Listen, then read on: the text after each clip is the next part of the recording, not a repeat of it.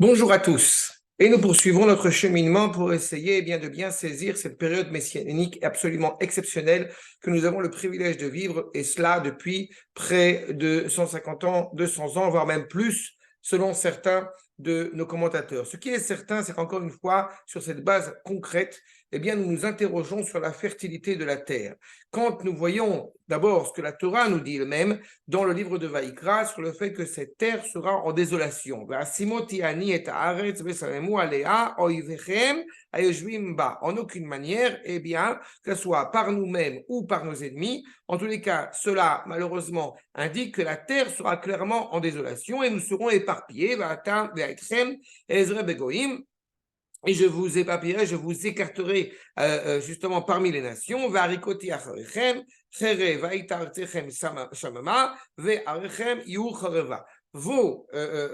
contrées, votre patrie, votre terre sera en état de désolation. Et je vous encourage encore une fois à retrouver ce même verset dans le livre de Vaïkra, chapitre 26. Et puis dans le livre de Devarim, justement, à un moment précis, il semble, nous annonce dans le Sefer Devarim que Ador Acharon Benechem, justement, cette dernière génération, dans le sens obvi du verset, nous parlons évidemment de cette génération, après les 40 ans d'errance dans le désert, cette génération qui va rentrer justement en Eretz Israël, mais de la même manière que notre génération qui a le privilège de rentrer en Eretz Israël après plus de 2000 ans d'exil. Amar Ador Acharon Benechem Asher Yakumu Macharechem Ve'anochi Asher Yavo Me'eretz Rechoka, le non-juif qui viendrait d'une terre éloignée, voyant la plaie, voyant ce qui est absolument terrible, justement en Eretz Israël, rempli de maladies, rempli de maux, MAUX, etc.,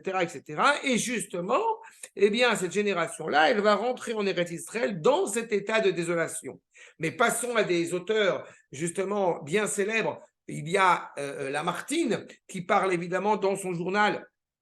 Quand il arrive, il y a Lamartine, il y a Chateaubriand, il y a un certain nombre, mais je me permets encore une fois de citer ces essentiels qui sont bien connus et qui demandent malgré tout, encore une fois, semble-t-il, d'être réappris. Ainsi, dira Lamartine, Alphonse de Lamartine en 1835, en dehors de la ville de Jérusalem, nous n'avons vu aucun être vivant. Nous n'avons entendu aucune voix justement vivante. Un silence de marbre, un silence éternel et absolu a le contrôle sur cette ville de Jérusalem quand nous venons en Eretz Israël. On est déjà renseigné quand les enseignements justement du Ramban qui nous montrent bien que les nations n'arriveront pas à assiéger, n'arriveront pas à s'installer en Eretz Israël. Cette terre, encore une fois, nous dira James Spin, nous dira cette terre est vide de ses habitants. Et vous avez évidemment Abroad the Innocent, Mark Twain, qui dit en 1867, la Palestine, évidemment il s'agit de la terre d'Israël selon son appellation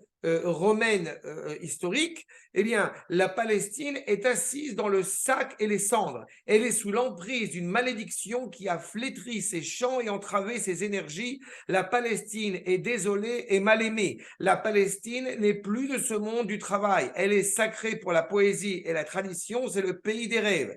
Mais il ajoute, il n'y avait pratiquement pas d'arbres, pas d'arbustes. Même l'olivier, le cactus, ses amis rapides d'une terre sans valeur avaient presque déserté le pays. Et encore une fois, j'en passe le nombre de citations qui montrent l'état de désolation, et ce, encore une fois, jusqu'au retour, justement, des Juifs sur leur terre. Je terminerai en vous citant simplement qu'en 1886, le pasteur protestant Félix Beauvais laisse entendre justement que la terre de Dieu attend, semble-t-il, que son peuple, le peuple de Dieu, revienne sur sa terre pour refleurir. Nous voyons ici encore une fois, dans ma volonté d'essayer de vous transmettre ces enseignements de nos maîtres, ces enseignements de ces différents écrivains, l'avènement messianique dans sa dimension concrète, on y voit bien encore une fois, et je vous encourage, nos frères, à venir évidemment se rendre compte par vous-même que de l'abondance, de la réalité, encore une fois, économique exceptionnelle. Les marchés sont pleins. La terre d'Israël a refleuri, encore une fois, qui sont en parfaite contradiction avec ces témoignages qui ont été le cas, qui ont été évoqués jusqu'à justement la venue du peuple juif. C'est exactement, encore une fois, un signe supplémentaire de notre présence en Eretz Israël et de voir à quel point, encore une fois, tel que cela avait été énoncé déjà par le prophète Yecheskel, chapitre 36, au moment où les eaux asséchées sont en train de revivre. Diront les commentaires pour expliquer ce verset, c'est le moment justement où la terre redonne ses fruits. On n'a pas de signe plus évocateur, plus clair que justement cette terre qui retrouve sa vitalité. Que Dieu fasse, Bezrat Hashem, que nous puissions tous en être témoins et que nous puissions parfaire le monde en étant conscients, encore une fois, de ce phénomène absolument incroyable et exceptionnel. À bientôt.